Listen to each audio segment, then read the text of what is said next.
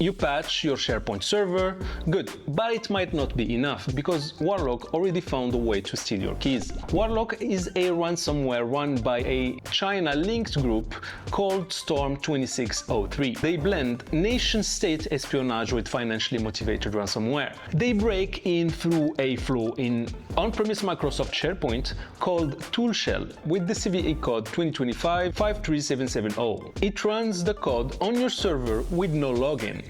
While they're inside, they steal your SharePoint machine keys, so even after you patch it, they can force access and walk right back in. So here is what can protect you. Patch your SharePoint now, then rotate your machine keys, because a patch alone does not evict them, and take your SharePoint off of the public internet, if you can of course. So as always, follow Defendis for weekly threat intel, and if your SharePoint is exposed, book a demo on defendis.com.